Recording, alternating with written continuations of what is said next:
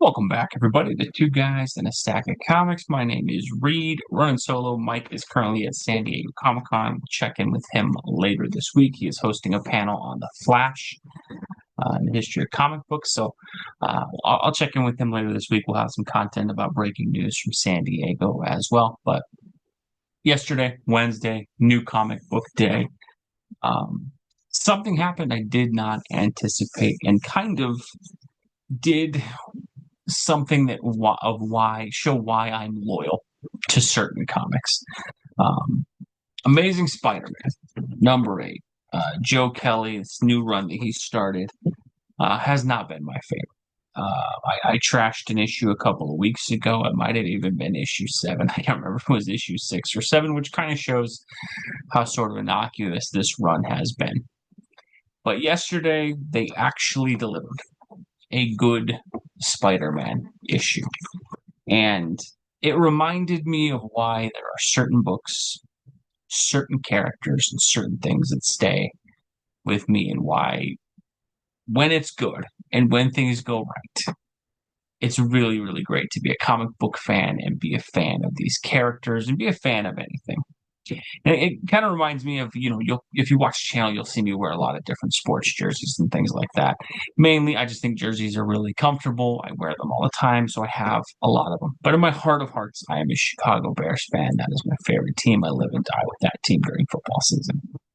And my wife has always been confused by my fandom of the Bears because the entirety of the time that she has known me, that team has brought me largely nothing but pain, be it losing on Hail Marys or last second field goals or lining up to win and inexplicably losing and having bad moments happen to them just in almost comedic ways that they find ways to lose. And so she's often, asked me, why do you stick with that team? You could just pick another team. You could just stop watching them. And what I always point to is occasionally during football season, once or twice a year, the Bears will pull off a win they shouldn't be able to.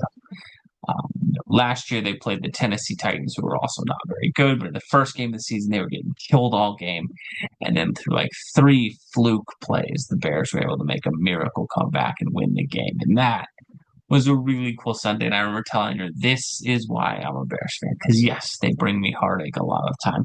Yes, they tick me off, but man, when it goes right and they win, it's really sweet." And that is what this comic book reminded me of with Spider-Man. And that largely in this issue, there has been this new villain, Hellgate, that has showed up. Not much is known about the character. He's the typical unstoppable force kind of character. And I think Joe Kelly will expand on who the character is. I will say for a character design, it's kind of cool. He has almost like a Spartan-esque type of look. It reminds me a little bit of Ares on the Injustice video games. So maybe not the most original design, to be honest. But for a Spider-Man's rogue, I think it's pretty cool. And I do like seeing Spidey face off with new characters. And what was great with this issue is you have largely from page 1 all the way through the end, you have an epic fight of Spider-Man and Hellgate just going at it in a brutal fight. Now, this itself would not make this a great comic, but what was really cool about this comic is there's a couple great things that I think Joe Kelly did really well. And I'm going to call him out when they do things bad. I'm going to call him out when he does things well. And I think he did some great things here. Obviously, complemented by the John Romita Jr. art, which I think John Romita Jr. on Spider-Man is always gold for me. But there's some great flashbacks of Peter while he's getting his butt kicked, of him learning lessons from Uncle Ben about fighting and boxing. And obviously, they kind of have in the flashbacks that Peter doesn't take to it all that well. But it was great to see the bond with Uncle Ben, which has been reduced in the MCU, which has been reduced in recent cartoons, which just kind of put the character to the side a bit. It was great to see the Amazing Spider-Man comic book acknowledge Uncle Ben, show Uncle Ben in a really positive way.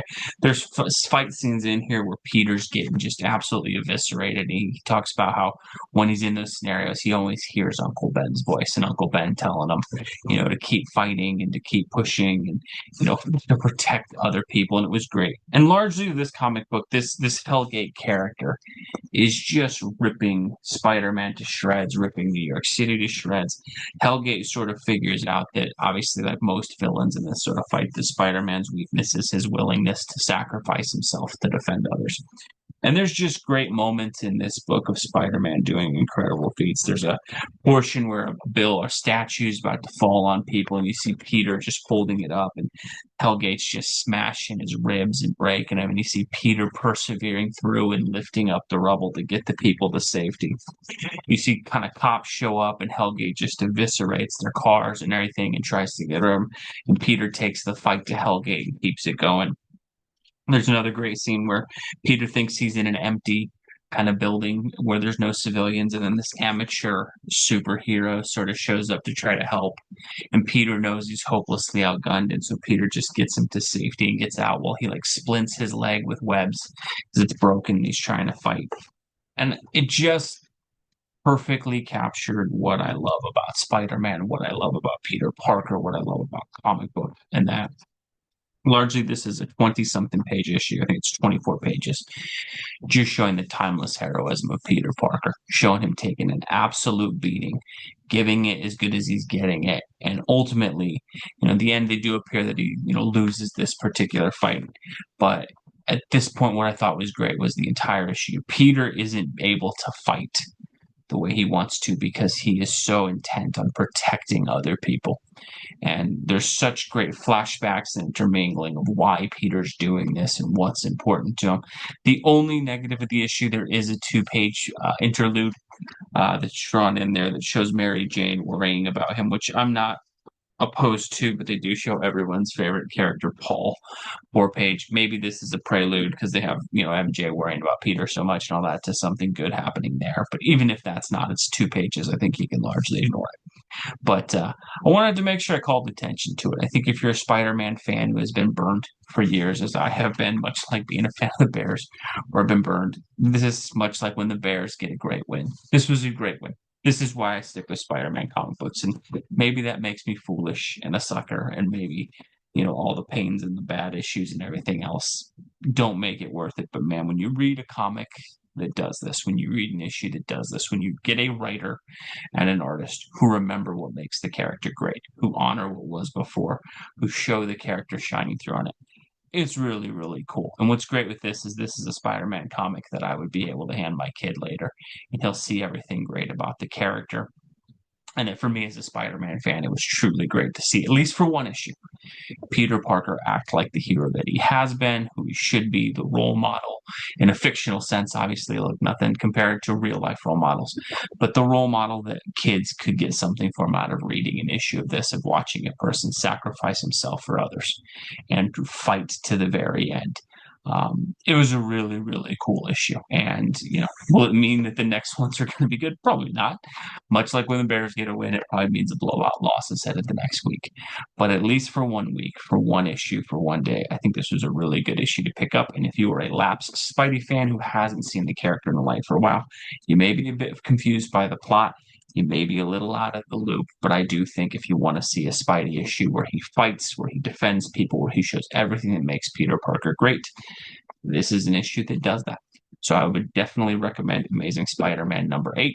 Maybe the only Amazing Spider-Man issue I recommend in the next 4 or 5 years. But for 1 week, they got it right. Hope you guys can check that out down below. Let me know your thoughts if you read this issue.